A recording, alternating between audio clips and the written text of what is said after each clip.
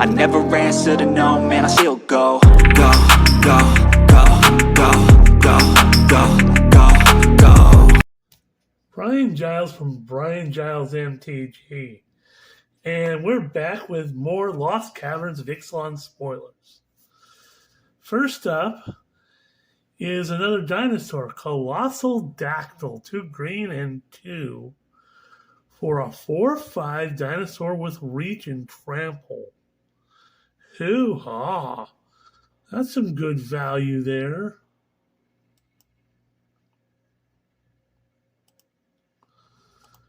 Then we have Magmatic Galleon.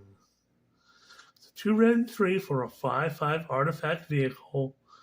When it enters the battlefield, it deals 5 damage to target creature and opponent controls. Whenever one or more creatures opponents control are dealt excess non-combat damage, create a treasure token. Crew for 2.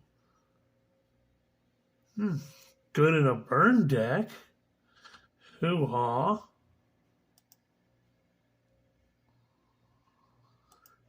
Then we have Belligerent Yearling.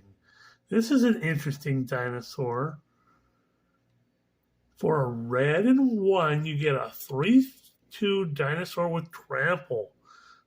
That's pretty value-wise. And whenever another dinosaur enters the battlefield under your control, you may have Belligerent Yearling's base power become equal to that creature's power until end of turn. Ew.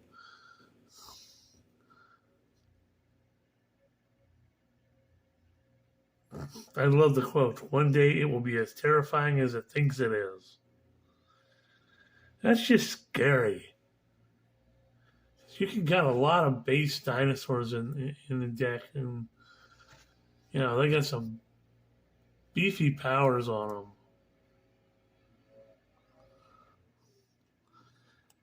We have Rampaging Ceratops. A red and 4 for a 5/4 dinosaur. Can't be blocked except by 3 or more creatures. Ugh. Back in the old days, something like this would be targeted. You put you put some venom on this thing, and poison, you know.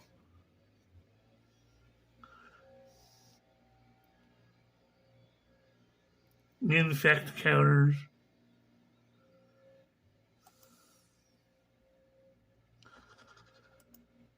Next up, we have another interesting merfolk, Nickenzil Current Conductor. A green and a blue for a 2/3 legendary merfolk scout. Whenever a creature you control explores a land card, whenever you explore and you pull a land card, you may put that land card from your hand onto the battlefield tapped.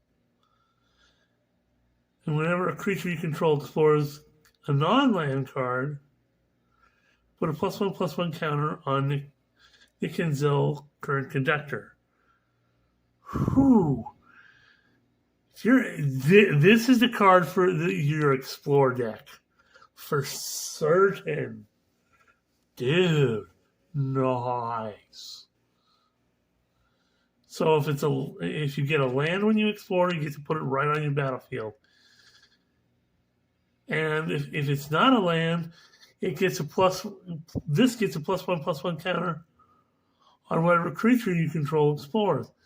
Now you can do that twice if Nickenzil is the one that's doing the exploring. This card is evil. This card is just straight up evil.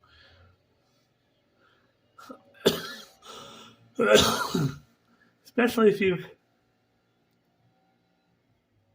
have that one thing that makes that we talked about that makes your lands, untapped, come into the battlefield untapped.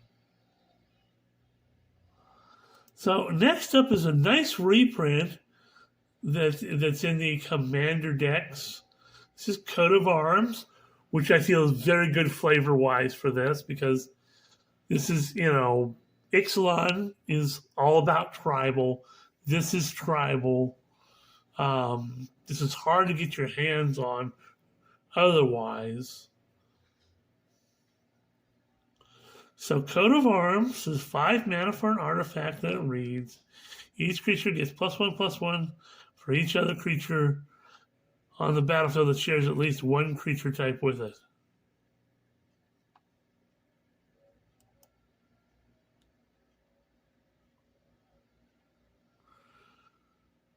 Next up we have Glimpse the Core. Green and 1 for a sorcerer that reads, choose one. You search your library for a basic force card, that card onto the battlefield tapped and shuffle, or return target cave card from your graveyard to the battlefield tapped.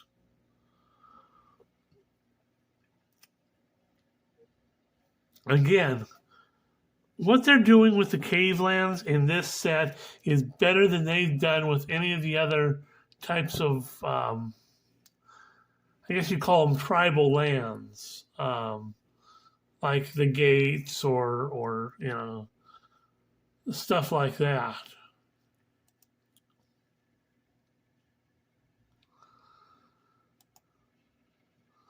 This is Akawali the Seething Tower. A red, a green, and 1 for a 3/3 legendary creature fungus. Send 4, which means if you got 4 more permanents in your graveyard, if there are 4 more permanents in your graveyard, it gets +2/+2 and has trample. Send 8. If there are 8 or more permanent cards in your graveyard, it gets an additional +2/+2 and can't be blocked by more than one creature.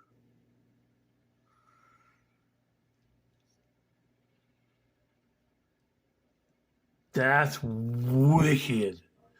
And in the fungus deck, which is probably going to be focused a lot on card recursion, you're going to have this type of thing going on. Self-mill, that type of thing.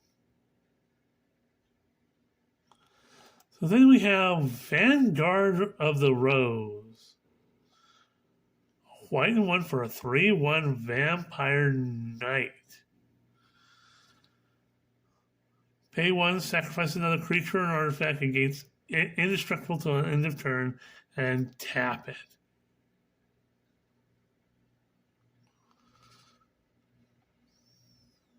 Interesting.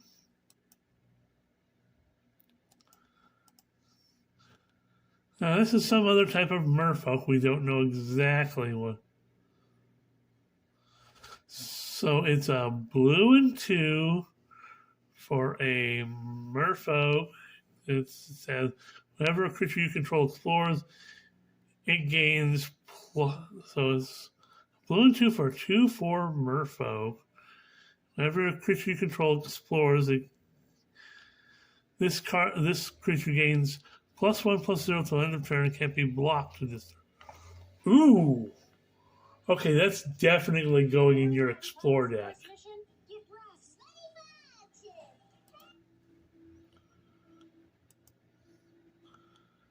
That was weird. Usually the ads don't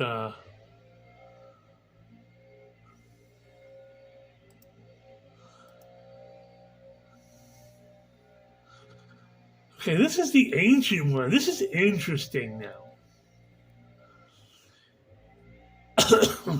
It's only a blue and a black for an 8/8. I don't know what type of creature type it is, but it has to have descend 8, which means it can't attack or block if you have less than 8 or more permanents in your graveyard. But you pay a blue, black, and 2, you draw a card and discard a card. If you do, target player mills equal to the discarded card's mana value. So you can do that to yourself in a self-mill, but in a mill deck, just having this bad boy out there. Oh, I got Omniscience in my hand. I'm just gonna draw a card and discard Omniscience. Look, you get to mill 10. Yeah, this card is gonna be. Yeah, this card is gonna be find its way into mill decks for certain.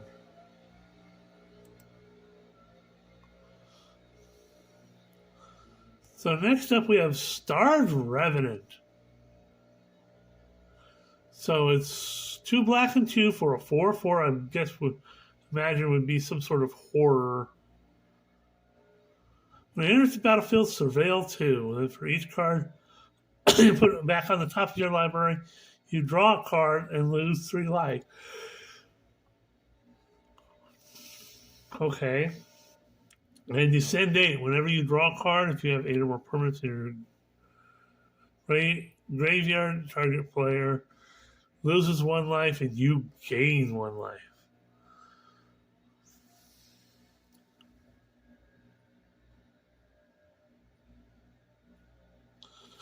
This thing is gonna pair with Sheoldred for certain.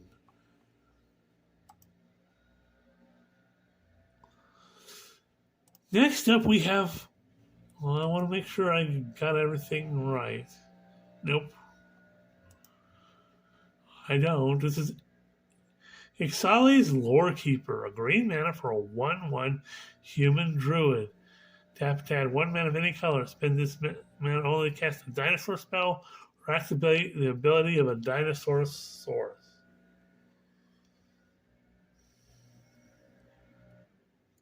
Okay.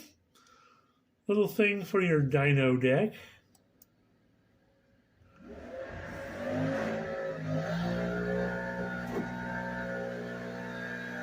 Really? Pause for the cause. And we're back. Seems like the grounds people are blowing out the leaves from by my apartment. I apologize. Next up, we have a weird artifact in Face of Terror. A black and a 1 for an artifact that reads: when it enters the battlefield, target opponent reveals their hands. Choose an artifact or creature card from among them. That player discards that card. You can craft it with 2 creatures and a black and 5. It flips over to be some sort of dinosaur. It's a 5/4 with menace. When it enters the battlefield or attacks, you may mill 2 cards.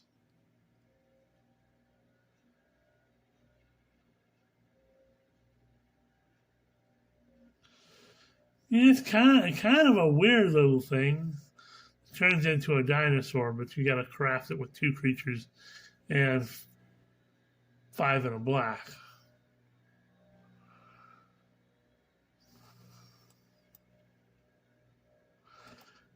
Next up is another.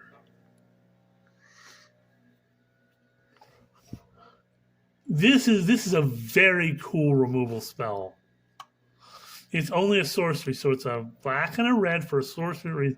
Choose 1. If you descended this turn, choose both instead. Destroy target creature or planeswalker, or destroy target non-creature, non-land permanent with mana value 1 or less.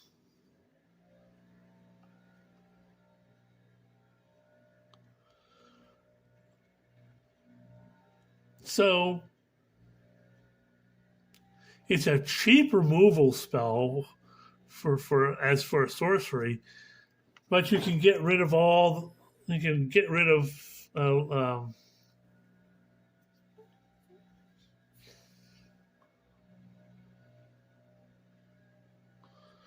non-creature, non-land permanents with mana value 1 or less. Destroy your opponent's soul ring. Oof.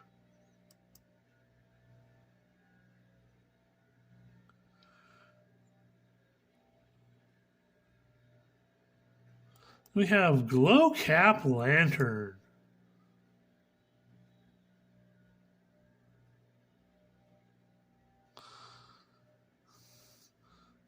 So it's a green mana for an artifact equipment, equipped creature has you may look at the top card of your library at any time. Whenever this creature attacks, it explores.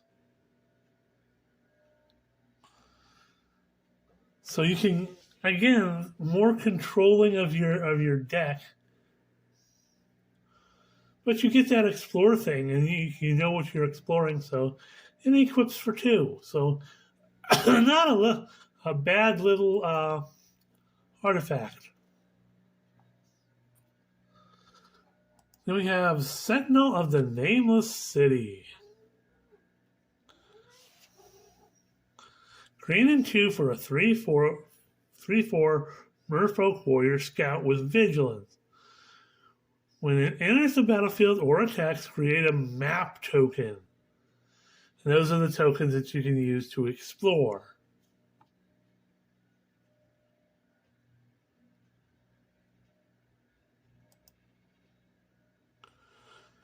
Then we have Jamil, the Inner Sun.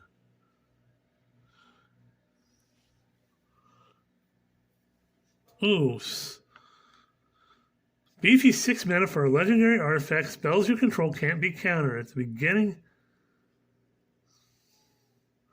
of your end step, discover 5. Okay, so you exile cards from your library mana until you exile an online card with mana value 5 or less. Cast it without paying its mana cost, or put it into your hand. Put the rest on the bottom of your library in a random order.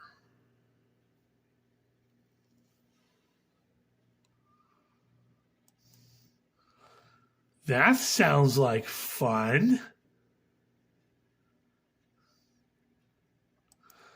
We have Diamond Pickaxe, 1 red mana for artifact equip. It's indestructible. Equipped creature gets +1/+1 and has whenever this creature attacks, create a treasure token. And equipped for 2. Well, that's useful. I mean, you can put that in a lot of different decks. Any kind of treasure deck, you're getting bonuses. It's indestructible, so it's, you can't. It's not like you can get rid of it real easy.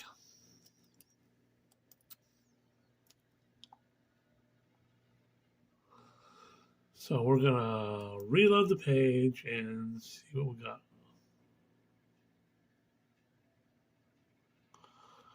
Okay, we got 3 more of the Jurassic Park cards. First up is Hunting Velociraptor. Clever girl. So a red and 2 for a 3/2 dinosaur with first strike. Dinosaur spells you cast have Prowl for a red and 2. You may cast this spell for its Prowl cost. You dealt combat damage to a player this turn with a creature of any of its creature types.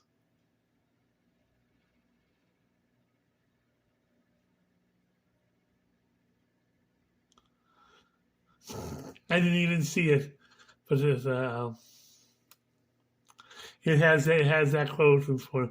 This was first what I thought. I wasn't even looking at the quote on it, the flavor text quote, because that's the first thing I thought. Because they're behind the guy. And he's got clever girl. Next up, we have Owen Grady, Raptor Trainer. So, a red, a green, and 1 for a 3/2 human soldier scientist. Partner with blue, loyal raptor.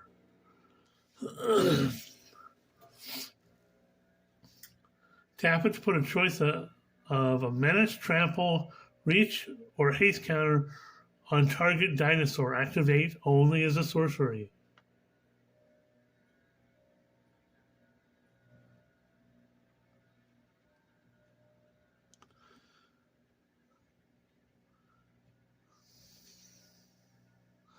That's nice. That's a. If you're in a dino deck, you want this.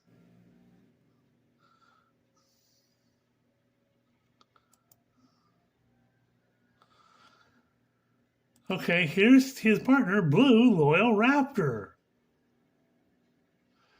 A green and a blue for and two for a 5/4 legendary dinosaur. Partner with Owen Grady, Raptor Trainer. For each kind of counter on Blue Loyal Raptor, each other dinosaur you control enters the battlefield with a counter of that kind on. Oh. This must be your leaders for your one of your dino decks. So it'd be red, green, and blue, and this is gonna be your dino commanders.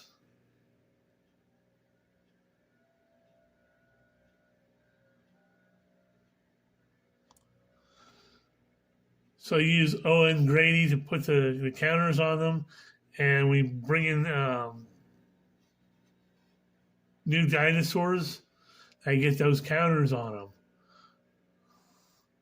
That's wicked.